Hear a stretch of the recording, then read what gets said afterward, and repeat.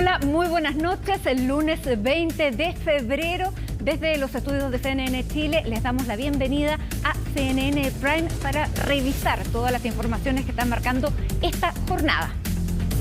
En un nuevo balance de la emergencia, la ministra del Interior, Carolina Toá, confirmó que del total de incendios analizados hasta el momento, el 25,1% fue intencional.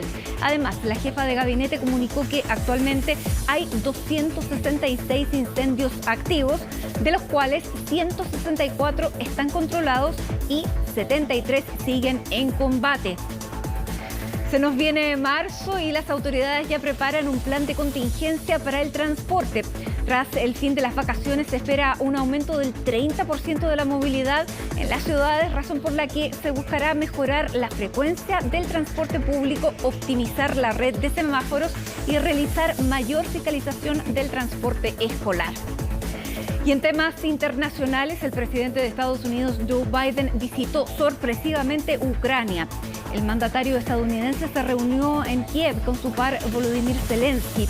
En el lugar, y a 4 días del primer aniversario de la invasión rusa, anunció un nuevo paquete de ayuda militar y la aplicación de más sanciones contra el Kremlin.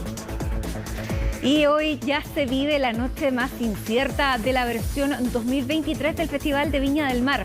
Las argentinas Pini y Emilia serán las encargadas de los shows musicales, mientras que el chileno Diego Urrutia estará a cargo del humor. Eso y más, porque aquí comienza CNN Prime.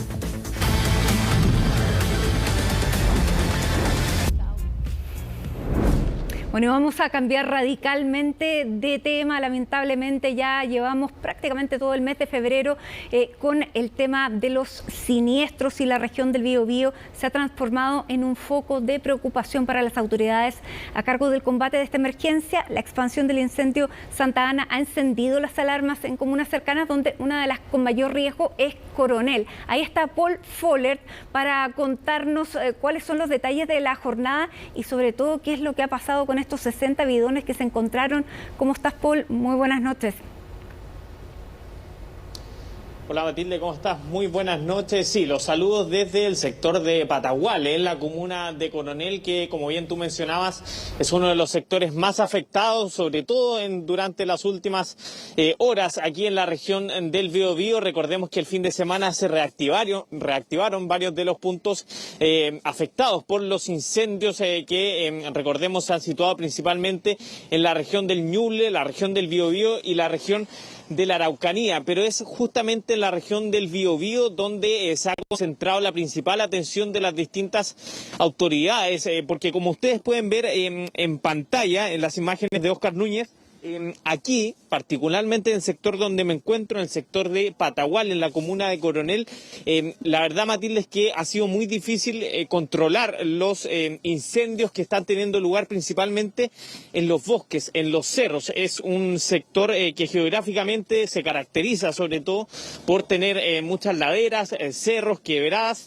y eso de alguna manera ha dificultado la labor que cumplen bomberos, también funcionarios de CONAF, los mismos helicópteros que han llegado hasta este sector, que siendo las ya 9 de la noche mantienen entonces sus trabajos para intentar contener las llamas que afectan a este sector. Como les decía, a diferencia quizás a lo que hemos visto, Matilde, en las últimas semanas, ahora la preocupación de las autoridades ha despertado sobre todo porque los incendios que hay actualmente en la región del Biobío tienen una particularidad, y es que al menos está en riesgo, o han alertado las autoridades de que se podría eventualmente alcanzar algunas zonas más pobladas. Hemos visto durante la emergencia, Matilde, que efectivamente ha habido viviendas destruidas. De hecho, hoy día lo informaban las autoridades que ya van 1985 viviendas destruidas. Pero particularmente ahora, en las últimas horas, en los incendios que afectan a la región del Biobío, la preocupación es que se pueda alcanzar a sectores con quizás aún con mayor población que las que se han afectado hasta el momento. Por ejemplo, han hablado las autoridades que se está haciendo un trabajo preventivo para intentar que los siniestros no alcancen San Pedro de La Paz, que es un sector altamente poblado de la región del Biobío, y por eso entonces las autoridades han intentado concentrar sus esfuerzos, sus focos para intentar hacer un trabajo más bien preventivo y que las llamas, los incendios no alcancen sectores tan poblados como San Pedro de La Paz. En Coronel, como les decía, se han alcanzado algunas llamas. De hecho, ahora me encuentro en el sector del Patagual, uno de los sectores que hoy día Senapred emitió una alerta SAE para evacuar justamente esta zona donde yo me encuentro ahora, junto con otros sectores como Los Cruceros, San Ricardo y también Quetra. Se activó entonces la alarma y muchas de esas personas tuvieron que evacuar. Escuchemos, Matilde, parte de los testimonios que se vivieron en este sector en las últimas horas. Transcurso de la mañana estaba todo calmo y después de las 3 de la tarde empezó el tema del humo y empezaron las alertas de que había que evacuar. Llegaron a evacuarnos, mi cuñada con mi sobrina se fueron, mi otra cuñada igual. Estamos aquí nosotras dos nomás con mi hermano, nada más que eso. La alerta sí funcionó, pero el tema de la psicosis, como que cada vez te preocupas más, estás más nerviosa y esperando nomás que no siga el viento, que es lo más preocupante. Lo que pasa es que los bomberos nos vinieron a decir que teníamos que, todo el contorno de la casa la teníamos que humedecer, mojar, y la casa, que era lo más importante, y dejáramos el portón abierto y los vehículos en posición listo de si había que evacuar. Eso es lo que nos pidieron los bomberos. Bueno, de hecho, a esta hora, por lo que se reporta es que los aviones que están combatiendo en esta zona lo que están haciendo es mojar las casas. Esa es la instrucción y la estrategia que se está usando a esta hora. Y también durante la jornada fue el propio alcalde de Coronel que se subió al camión para tratar de hacer lo mismo con la escuela. ¿Cómo se está viviendo el combate de los propios vecinos? ¿Qué es lo que dice el alcalde? Porque esta situación de un minuto para otro comenzó a crecer, porque ya esto estaba más o menos acotado durante el fin de semana, pero es el día domingo donde finalmente esto comienza ya a tener estos ribetes que estamos viendo a esta hora. Claro, y lo que explicaban las autoridades, Matilde, es que parte de la explicación de por qué sucede eso es básicamente por las condiciones climáticas. Recordemos que las condiciones no son las mejores y tampoco se proyecta que sean las mejores durante los próximos días. Va a haber altas temperaturas, la humedad va a ser muy baja, por lo tanto eso también complica de alguna manera que se pueda contener los siniestros. Las temperaturas van a ser muy altas, como les comentaba, y lo que tú decías, Matilde, es algo que hemos visto muy frecuentemente, al menos en estas casas aquí en el sector de Coronel, que es básicamente que los vecinos con las propias mangueras de sus casas comienzan a mojar no solo la vegetación que está alrededor, sino que también las propias casas, que es la recomendación entonces que han entregado los bomberos. También en eso ha ayudado, por ejemplo, el trabajo que han hecho los aviones, también los helicópteros. Ahora, nos decían también los funcionarios, los voluntarios de bomberos, que a esta hora, de CONAF también, a esta hora ya los helicópteros no pueden seguir trabajando porque las condiciones climáticas no lo permiten. Por ejemplo, ustedes pueden verlo en imágenes, que el humo es muy denso, es muy difícil trabajar ya con poca luz, y como medida también de prevención, entonces los distintos helicópteros ya comienzan a hacer su retirada. Mencionabas también, Matilde, este hallazgo de 60 bidones en la comuna de Coronel, que las autoridades todavía no informaban respecto de cuál era el contenido exacto de la sustancia entonces que estaba dentro de esos bidones. Parte del detalle de esa noticia en particular y de otros tipos de acontecimientos lo vemos en la nota de Francisca Cárdenas.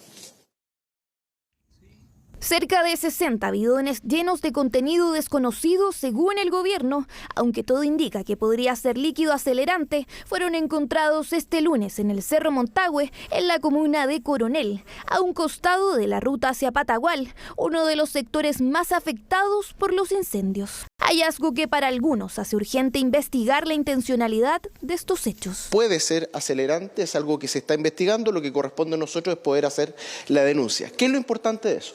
es reiterar la invitación a los vecinos para que se sigan desarrollando este tipo de denuncias que nos puedan permitir a nosotros tratar de dar con aquellos inescrupulosos. No podemos tolerar la negligencia, la indolencia que tienen personas que, sabiendo la gravedad de sus acciones, siguen actuando de la misma manera, provocando graves daños, y lo que nosotros hemos entendido que esto tenemos que perseguirlo civil y penalmente. Los contenedores fueron encontrados tras una denuncia anónima, por lo que al lugar concurrieron las policías a realizar los peritajes.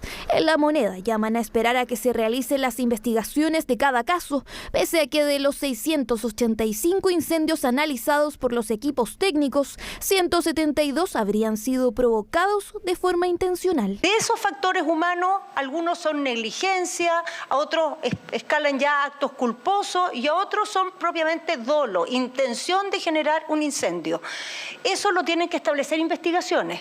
Las investigaciones especializadas, que son las que hace CONAF, nos dicen que de los incendios evaluados hasta el momento, que son 650, todavía falta mucho por evaluar, pero de los que ya se evaluaron y se investigaron, tenemos un 25,1% de incendios intencionales. Probablemente hay casos intencionales, pero tenemos que tener datos, fundamentos y pedir a la policía, Carabineros, investigaciones, Ministerio Público que investigue eso, porque es algo muy serio. Pero nosotros no podemos especular. No especular, porque los esfuerzos estarían concentrados en contener el fuego de un total de 266 incendios activos, 164 controlados y 73 en combate, los cuales persisten en principalmente las regiones de la Araucanía, Ñuble y Biobío. Este lunes las autoridades solicitaron evacuar los sectores de Patagual, los cruceros San Ricardo y Quietra en la comuna de Coronel, la más afectada en las últimas horas. Trabajar con las comunidades, informando, trabajando en lo menor para que no se produzca lo mayor. Eso significa incluso retiro de basuras en los sectores aledaños al bosque, a las casas, trabajando los cortafuegos, que en algún momento tenga hierba o pasto seco. En los regionales tenemos que avanzar en el ordenamiento territorial. Probablemente en el sector privado uno tendrá que decir qué hacen las forestales. Por cierto, hay un grado de mejora que se debe hacer importante ahí, pero también las compañías eléctricas, también las compañías sanitarias. Una emergencia que ya cumple 19 días y que a la fecha lleva casi 2.000 viviendas destruidas, más de 7.000 damnificados, 324 albergados y 25 fallecidos. En cuanto a los detenidos, ya suman 39, aunque la mayoría por conductas negligentes o de obstaculización de la labor de los equipos de emergencia.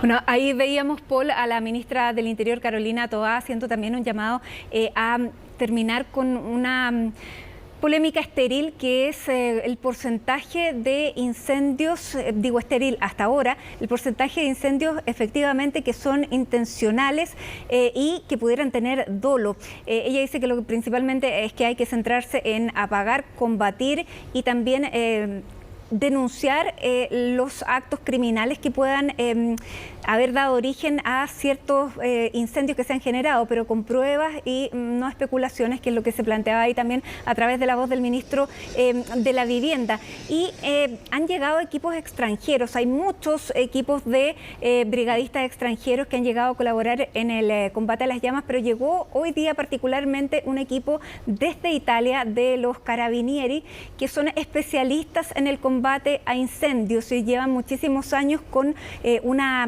gran experiencia desarrollada en la investigación de este tipo de siniestros. Por lo tanto, una colaboración de ellos que van a dar toda la asesoría a las personas que en Chile están dedicadas a precisamente poder investigar este tipo de siniestros, es lo que va a llevar a determinar cuáles y qué porcentaje han sido intencionales y llegar finalmente con los responsables y tener el proceso que corresponda en ese caso. Pero la polémica ella pidió dejarla ahí. Lo que sí hoy día se dio cuenta también en esta comparecencia de la ministra del Interior son algunas dificultades que se están enfrentando al enfrentar, por ejemplo, la falta de stock de retardantes que son es un líquido que se pone para que efectivamente, si se afecta a una zona, eso sea muchísimo más lento de combustionar.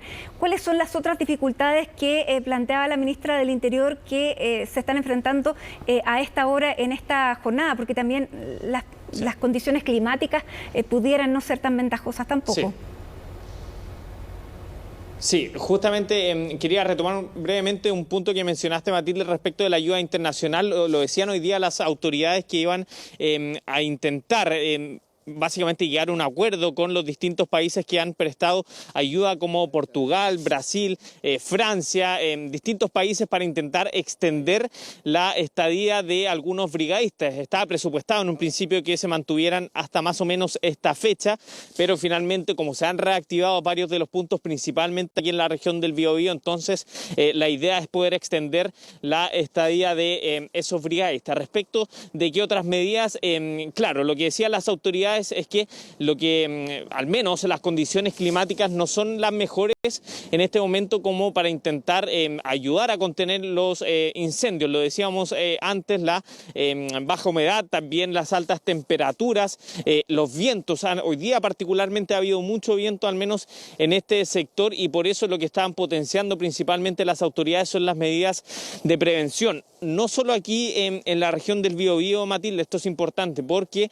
también en otras regiones más próximas como O'Higgins o el Maule también hacían un llamado para de alguna manera estar preparados, porque como los vientos también no iban a ser los mejores, entonces había que estar preparado para hacer un trabajo preventivo, porque si otras regiones entonces se sumaban a esta emergencia, se activaban ciertos focos ahí, entonces la ayuda que está destinada particularmente a este sector, a la región del Biobío, a la región de la Araucanía, entonces va a tener que de alguna manera dividirse o redestinarse a otras regiones donde entonces se podrían eventualmente activar otros focos. Por eso es importante las medidas de prevención para evitar de alguna manera que se activen más siniestros y que básicamente el trabajo de CONAF, de los voluntarios, de las distintas autoridades regionales se concentren principalmente ahora en la región del Biobío, que es donde están la situación más crítica, particularmente en la comuna de Coronel, y evitando, por supuesto,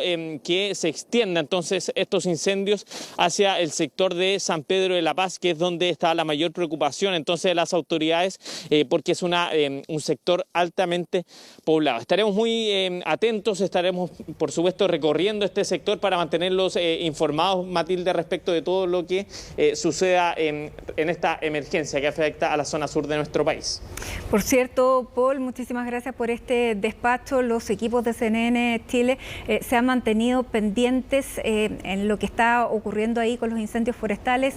Ahora tomas tú la posta informativa que han seguido otros compañeros, pero vamos a seguir muy de cerca todos los reportes que tú nos envíes para ver cómo se sigue entonces desarrollando lamentablemente este último siniestro que está teniendo estas dificultades, y ahí hay mucha gente que está ya dispuesta y preparada para evacuar. Esperemos que no sea necesario, pero seguimos atentos a tu llamado. Muchísimas gracias, Paul Fuller, desde ahí Coronel, y nos vamos entonces con estas imágenes, lo despedimos y les contamos, bueno, usted ya lo sabe, quedan pocos días de este mes de febrero, se nos viene marzo y con él la vuelta a la normalidad de miles de personas. Es por esto que el gobierno ya está trabajando en medidas para hacer frente al retorno de veraneantes y el regreso también a clases. Los detalles de cómo se están preparando las calles y las autoridades en el informe de Gabriel Palma. El fin de la temporada de verano está prácticamente a la vuelta de la esquina. Los últimos días de febrero marcan el inicio del nuevo año laboral y escolar. Para esto, el gobierno está trabajando en el Plan Marzo 2023, un proyecto que se activa cada año y busca enfrentar el alza en el flujo vehicular de la región metropolitana y del resto del país. Son medidas que se han tomado en años anteriores, por ejemplo, que tienen que ver con refuerzos del transporte público, con optimizar la red de semáforos, optimizar también lo que es la fiscalización. Estamos trabajando desde fines de enero en este plan y vamos a estar anunciando en los próximos días medidas más específicas, tanto en Santiago como en regiones. Si bien aún no se revelan las fechas en las que el plan entrará en vigencia, las estimaciones indican que las primeras medidas se aplicarán desde la próxima semana, en medio de la vuelta a clase en los colegios. De esta forma, la interrogante que surge es, ¿en qué consistirán estas medidas? En primer lugar, el reforzar los servicios de transporte público. En segundo lugar, aparte de ese reforzamiento, está el control y fiscalización, donde efectivamente el programa a cargo en la Subsecretaría de Transporte colabora con estos controles. En cifras concretas, el plan de reforzamiento contará con aproximadamente 5.500 buses red activos diariamente, los que podrán utilizar más de 60 vías exclusivas para la locomoción colectiva. Y en este contexto, las autoridades no solo se preparan para el regreso a las aulas, sino que también para lo que ocurrirá antes, la operación retorno de los veraneantes a la capital.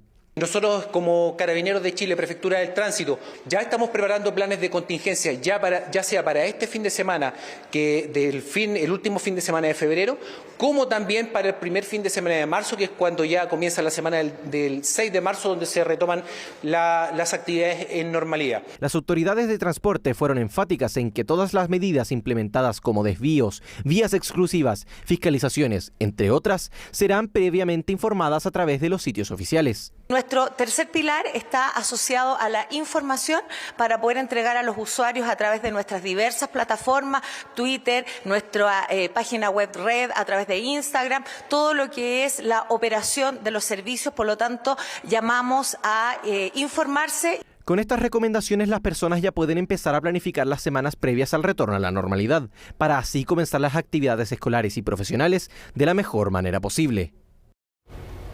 Bueno, y este martes, mañana, 21 de febrero, entra en vigencia el Tratado Integral y Progresista de Asociación Transpacífico, más conocido por todos como TPP-11. Un acuerdo que en su tramitación no estuvo alejado de polémica y cuestionamiento. Ahora comienza la etapa de implementación y Daniela González nos va a contar más. Se aprueba entonces el Tratado Integral y Progresista de Asociación Transpacífica. Aprobación que no estuvo exenta de polémicas y que este martes, cuando entre en vigencia el TPP-11, quedarán atrás, como la tensión que se generó entre el Senado y la Moneda por no ratificar de manera inmediata el acuerdo comercial. El llamado entonces es al Senado, a los senadores algunos que se han referido críticamente a esta decisión del presidente, que así como el gobierno respetó y ha respetado la decisión del Senado, ahora le toca al Senado respetar la decisión del presidente. Era la advertencia de la Moneda. La decisión en ese momento fue esperar el resultado de las 6 letters con cada uno de los 10 países que la suscriben. Esto por las dudas asociadas a la soberanía de Chile en algunas materias y a la lógica de extractivismo del tratado. Pese a ello, el TPP-11 fue ratificado por Cancillería a fines de diciembre del 2022. Nada en el TPP-11 impedirá que nosotros tomemos nuestras decisiones de acuerdo a nuestras necesidades e intereses en los distintos ámbitos de política pública, por cuanto los textos que se acordaron y que finalmente entrarán en vigencia son textos que permiten y generan la libertad en esta política pública importante para nuestros países. Las críticas de grupos políticos y ambientalistas apuntan al posible beneficio que recibirían las multinacionales, considerando que Chile ya tiene tratados con cada uno de los países que firman este acuerdo. Sin embargo, hay quienes destacan que la integración económica permitirá tener acceso a un mercado de 500 millones de personas, algo así como un 15% del PIB mundial. Principalmente en lo forestal, en lo acuícola, en lo agrícola, a generar efectivamente nuevas oportunidades de empleo, principalmente por el crecimiento que de alguna manera estancaba el no tener las mismas condiciones de acceso a mercado que nuestros competidores en ciertos productos, como por ejemplo los textiles. Existe una mejora del acceso, por ejemplo, de actores como Vietnam, y que puede generar también menores precios, por ejemplo, en el retail. El TPP-11 es un paso muy importante para Chile, que nos ubica en una posición de igualdad con los principales países que nos compiten. Es decir, dejamos al lado las cosas anexas y podemos solamente enfocarnos en vender nuestros productos basados en calidad. Hay una larga fila de gente y de países que quieren entrar al TPP-11 y en esos lugares vamos a poder también competir. Un tratado que podría dar más empleos, considerando la posibilidad de acceder a tarifas arancelarias de 0% para casi 3.000 productos, lo que beneficiaría a agricultores y ganaderos. Este martes 21 de febrero, el TPP-11 entrará en vigencia por plazos asociados a la ratificación realizada hace 2 meses. Eso no depende de la side letter, sino que es un plazo que fue establecido en la ley. Y conforme a la voluntad que aprobó el Congreso Nacional, el Ministerio de Relaciones Exteriores ha estado trabajando en su implementación con todos los ministerios y servicios asociados. Es lo que corresponde y para eso ya había una hoja de ruta. Un tratado que beneficiaría a más de 3.000 productos con rebajas arancelarias. Incluso, en algunos casos, se eliminarán estas barreras. Bueno, y siempre en el plano económico, luego de diversas variaciones y una leve alza este lunes, el precio del dólar mantiene su tendencia bajo los 800 pesos, influenciado por factores tanto externos como internos. En su informe, Belén Saldías nos cuenta si conviene salir a comprar dólares ahora o esperar un poco más. Hasta en 1.026 pesos llegó a transarse el dólar el 12 de julio del año pasado. Hoy la imagen es muy diferente, a pesar de los vaivenes que ha mostrado la divisa estadounidense. Este lunes la moneda se cotizó en 798 pesos, debido a los bajos movimientos registrados, producto de que en Estados Unidos es un día festivo. Está marcado por el feriado en Estados Unidos, el Día de los Presidentes, y este día está marcado por un muy bajo nivel de volumen y de volatilidad, ya que no hay mercado accionario en Estados Unidos. Por lo tanto, es muy poco probable que el dólar tenga movimientos mucho más allá de este 0.6% de crecimiento que está teniendo el día de hoy en Chile. Pese a la leve alza que registró este lunes, se mantiene bajo los 800 pesos. Podría seguir en la misma línea durante los próximos meses, pero dependerá de diversos factores, tanto nacionales como internacionales. Si pronto se alcanza un techo de tasa de interés en Estados Unidos y no continuar con este incremento de los tipos de interés, deberíamos ver que el dólar también tiende a estabilizarse a nivel mundial. Por otra parte, mucha atención con lo que pase con el precio del cobre, ya que es el principal producto de exportación de Chile. Si seguimos viendo que el cobre siga mostrando alzas, esto debería apoyar que el dólar también se mantenga en niveles bajos. Por ahora, un tipo de cambio que pareciera convenir, sobre todo si lo comparamos con las alzas registradas durante el año pasado. Así lo aseguran también quienes han optado por comprar o vender durante los últimos días. Cambiamos un poco de dólares. ¿Y cómo encontró el cambio? Poquito bajo, está bajando el cambio, ¿no? En la mañana cuando pasé a 7.90 y ahora están pagando ya 7.95. Pero igual sigue bastante bajo. Sí, en relación a meses anteriores, sí.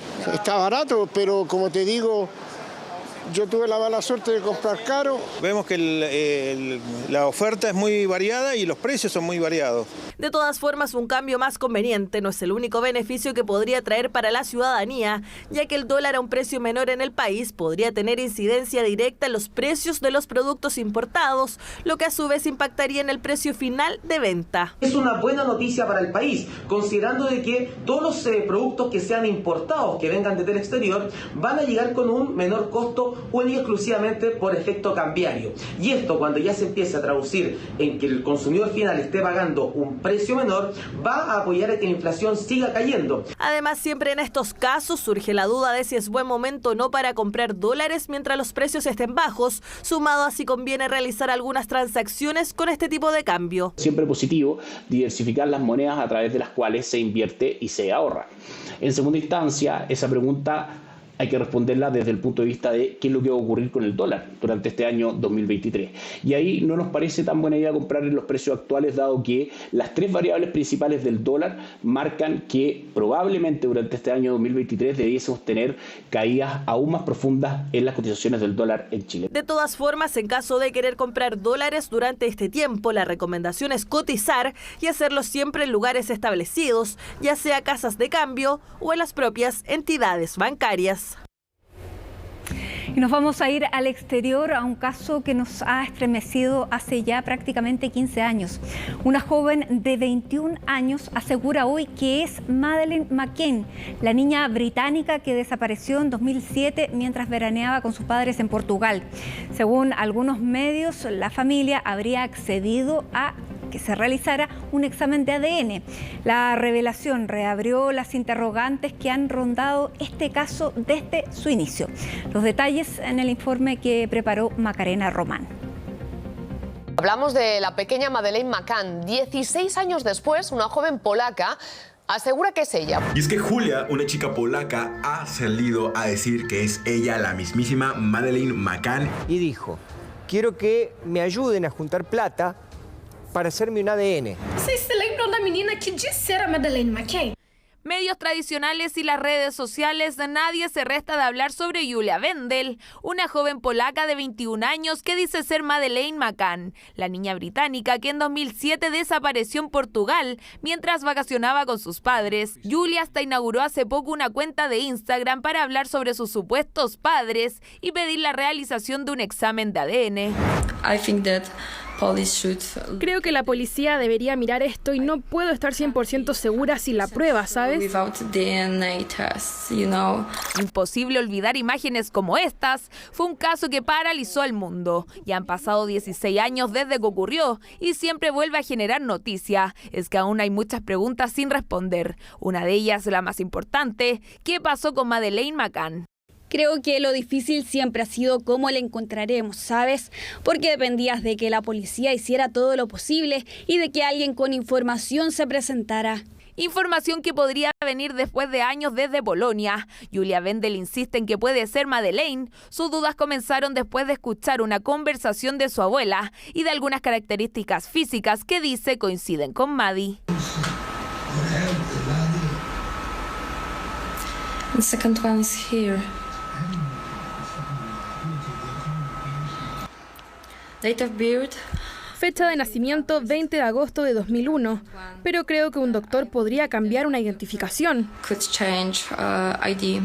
Julia además asegura ser víctima de un pederasta alemán llamado Peter Ney, quien se parecería a Christian Bruckner, uno de los sospechosos de la desaparición de la niña y que actualmente cumple condena por delitos de drogas y violación. Sin embargo, la policía británica cree que la menor, que hoy tendría 19 años, murió. Sin la menor duda, no había un solo ser humano que no fuera capaz de identificar a Madeleine en una fotografía, por lo que sería extremadamente arriesgado haberla mantenido con vida y que nadie hubiera visto a esta chica. Un caso que ha tenido distintas hipótesis y varios eventuales responsables. De hecho, en septiembre del 2007 se declaró a los padres como sospechosos, cargo que fueron retirados un año después. Lo único que podemos decir es que nosotros no tomamos parte de la desaparición de nuestra encantadora hija Madeleine. Y esta no es la primera vez que alguien asegura ser la menor desaparecida en estos 16 años, pero según algunos medios británicos, la familia McCann estaría dispuesta a realizarse exámenes de ADN con Julia Wendel para despejar cualquier duda.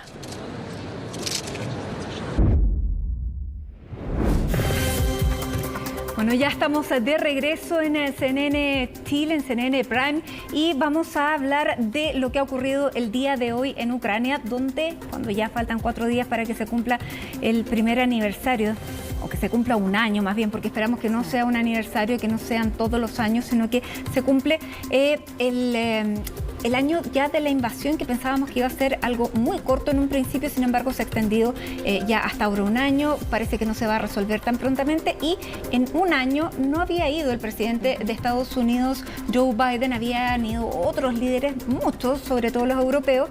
Sin embargo, él llega hoy con muchas señales políticas y un desafío también a Vladimir Putin. Bienvenida, Jacinta, y cuéntanos de qué se trató esta visita, por qué sorprendió tanto la llegada de Joe Biden ahí a la capital ucraniana. ¿Cómo estás, Mati? Buenas noches. Sorprendió porque lo cierto es que se le había consultado muchísimo a la Casa Blanca si esto se iba a dar, porque tú ya lo mencionabas, era prácticamente uno de los pocos líderes occidentales que no había visitado este país desde el inicio de la guerra. Hagamos la aclaración que Joe Biden sí había estado en otras ocasiones en Ucrania, pero no desde el comienzo de la guerra en este país hace casi un año. Además, porque sabíamos que iba a estar en esta parte de Europa, en Europa del Este me refiero, porque tenía programado un viaje a Polonia, donde está en estos momentos. Entonces había especulaciones sobre si esta imagen se podía dar, y lo cierto es que se mantuvo el secreto hasta el final. Solo en las últimas horas hemos conocido, Mati, que esta visita estaba planificada con meses de anticipación, que tomó un vuelo sorpresivo y con una comitiva muy acotada recién durante la madrugada, y incluso también hemos conocido que se le avisó a Rusia de este viaje para evitar mayores conflictos, parte de lo que la misma Casa Blanca ha comunicado. Eso sí, una vez que esta imagen ya se dio, que estaba la confirmación de Joe Biden en Ucrania, porque incluso hasta las primeras imágenes tenían ahí un desfase como parte de todo este secretismo en el cual se mantuvo este viaje. Y tú lo decías, en una semana clave se va a cumplir ya un año del inicio de la invasión rusa a Ucrania, además porque en paralelo a este viaje que Joe Biden programa por Polonia durante esta semana, va a dar un discurso, de hecho ya el día de mañana se espera que lo mismo haga Vladimir Putin ante la Duma en la jornada que viene, es decir, el día de mañana vamos a tener probablemente ahí dos discursos muy importantes, uno por parte del mandatario estadounidense, otro por parte del líder ruso en esta semana, ya lo hemos dicho, muy esencial. Revival de la Guerra Fría, en su más pura expresión. Exactamente. Bueno, vamos a ver también en una nota lo que ocurrió el día de hoy y comentamos. Exactamente.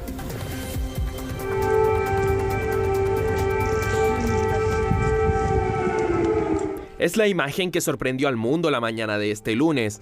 El presidente de Estados Unidos, Joe Biden, recorría las calles de Kiev con las sirenas antiaéreas de fondo, un sonido que ha sido parte de la cotidianidad de Ucrania desde hace casi un año. Y es que esta no era cualquier visita para el mandatario norteamericano, era a un país en plena guerra, y eso ya era un riesgo. Era además su primer viaje a Ucrania desde el inicio de la invasión rusa.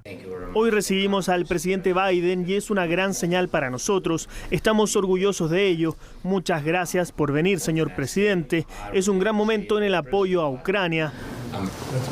Pensé que era importante que el presidente de los Estados Unidos estuviera aquí el día que inició el ataque, porque como presidente, recuerden, estuve advirtiendo al mundo de que atacarían. Estaba seguro de eso.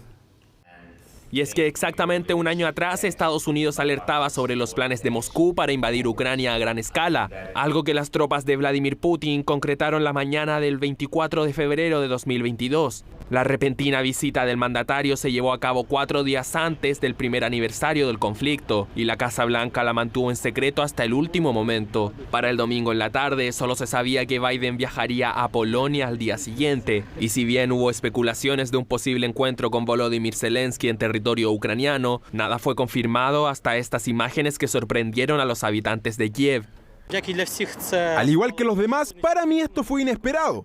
Es una muy grata sorpresa. Esta visita es un paso importante para el presidente Biden y espero que traiga noticias sobre apoyo militar. Biden viajó a Ucrania en secreto la madrugada del lunes, con una pequeña comitiva integrada por sus asesores más estrechos, un equipo médico y solo 2 periodistas, quienes tuvieron que entregar sus celulares para evitar cualquier tipo de filtración. El Kremlin se enteró del viaje horas antes, por un aviso previo de la Casa Blanca. Ya en Ucrania y junto a Zelensky, Biden profundizó su mensaje a Rusia, anunciando, entre otras cosas, una ayuda adicional de $500 millones para Kiev. Sabemos que vendrán días y años muy difíciles, pero el objetivo de Rusia era borrar a Ucrania del mapa. La guerra de conquista de Putin está fracasando. El ejército ruso ha perdido la mitad del territorio que ocupaba. Podemos y debemos hacer que este año, 2023, sea el año de la victoria. El presidente de Estados Unidos también adelantó nuevas sanciones económicas para Rusia y lanzó una advertencia a quienes pretendan proporcionar armas a Moscú. Un mensaje dirigido a China en momentos en que Washington asegura que Beijing podría apoyar militarmente a las tropas de Putin. La colaboración integral de China con Rusia se basa en la no alineación, la no confrontación y la no selección de terceros, y es un asunto que está dentro de la soberanía de 2 países independientes. Nunca aceptaremos que Estados Unidos señale con el dedo a China por sus relaciones con Rusia, ni que fuerce nuestros intercambios. La visita de Joe Biden a Kiev fue breve. Ya por la tarde partió a Polonia, donde continuará su agenda hasta el miércoles. Este martes el mandatario estadounidense tiene contemplado dar un discurso, algo que también hará Putin ante la Duma en la misma jornada. Así que vamos a estar muy atentos a esos discursos que Kevin Reynoso en su informe adelantaba van a ocurrir el día de mañana. Joe Biden en Polonia y por su parte también Vladimir Putin. Joe Biden recordaba junto a Volodymyr Zelensky cuando él lo llama en la noche que se produce la invasión y le dice, ya es de madrugada aquí en Ucrania y probablemente no sabemos si vamos a volver a conversar. Y fue el primer líder al que llamó como presidente ya cuando le estaban invadiendo el país. Ahora, lo que se encontraron luego de estas declaraciones fue con un ejército muchísimo más preparado del que se esperaba y con una unión de la OTAN, de los países de Occidente, que también fue lo que sorprendió, porque se esperaba, por lo menos Rusia lo que esperaba era que la, entre comillas, debilitada OTAN se dispersara, y lo que ocurrió fue lo contrario. Ahora vamos a estar viendo si le entregan todo el material bélico que necesita para esta etapa de la guerra, que no sabemos qué finalmente es lo que se va a producir. Algunos dicen que puede ser la escalada final de Rusia, no sabemos. Claro, se ha advertido que puede haber una ofensiva durante esta semana coincidiendo con ese aniversario, y también se ha planteado que en este encuentro, por cierto, Volodymyr Zelensky ha insistido en el tema de los aviones de combate, más municiones, algo que Estados Unidos, sabemos, ha rechazado en estos momentos. Vamos a cambiar de tema para contarles de un nuevo sismo, fuerte sismo que se registró en Turquía, de hecho en la frontera entre este país y Siria, y a 2 semanas de estos devastadores terremotos que afectaron esta zona. Vemos ahí las imágenes que captaron cámaras de seguridad, también algunos usuarios en sus teléfonos y que luego subieron a redes sociales. También los medios turcos de un movimiento magnitud 6,4 que fue seguido de varias réplicas, una de ellas también de 5,8 en magnitud. Esto fue en horas de la tarde nuestra, cuando ya empezaba la noche en esa zona,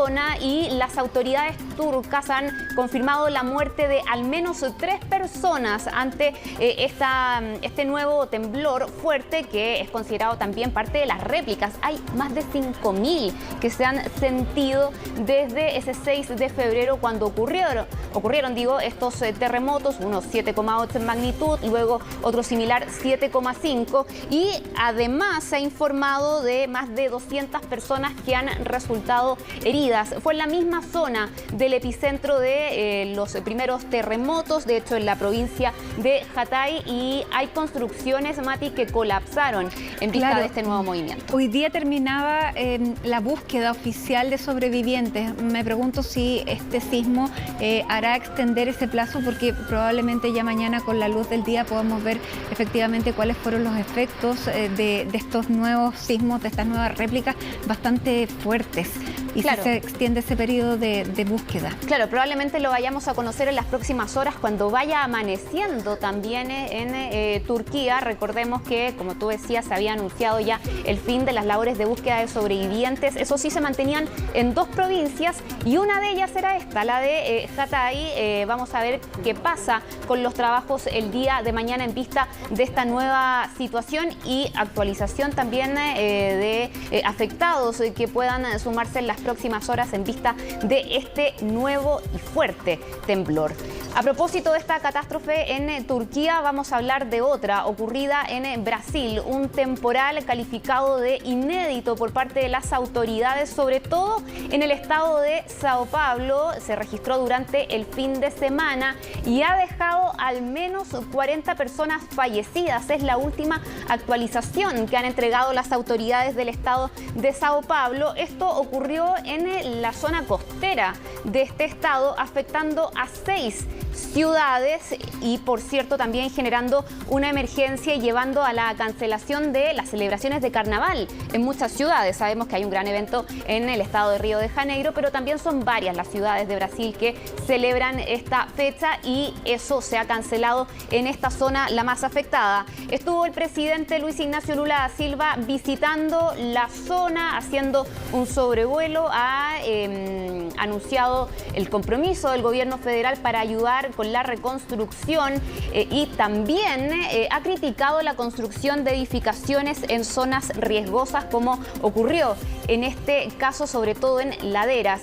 Hay una situación no menor, yo decía que es un temporal calificado de inédito por el volumen también de agua, más de 600 milímetros en solo 24 horas, y eso también impactó al efecto que han tenido estas precipitaciones, donde también son miles las personas que han sido evacuadas, más de 700 que quedaron damnificadas, y hay más de 30 que todavía se registran como desaparecidas. Bueno, fenómenos climatológicos que lamentablemente son cada vez más recurrentes y con mayor intensidad. Lo estamos viendo en Brasil, también es parte de lo que está ocurriendo con los incendios en Chile, porque las altísimas temperaturas que no se daban en otros tiempos son los que están permitiendo en varios de los casos que el fuego persista. Bien, vamos a ver lo que pasa el día de mañana. Jacinta, muchísimas gracias por toda esta entrega informativa y seguimos atentos también a lo que esté pasando en Ucrania. Nosotros nos vamos juntas a la pausa y al regreso vamos a volver con las noticias del deporte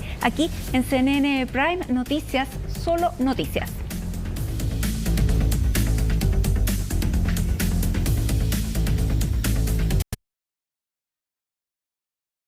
Los dejamos invitados a que sigan en nuestra sintonía porque ya llega CNN Tiempo con todo lo que va a venir para esta calurosa semana todavía en nuestro país, y luego una edición de Aquí se debate junto a Ivo Goit y los candidatos de la región metropolitana al Consejo Constitucional. Así que la invitación ya está hecha.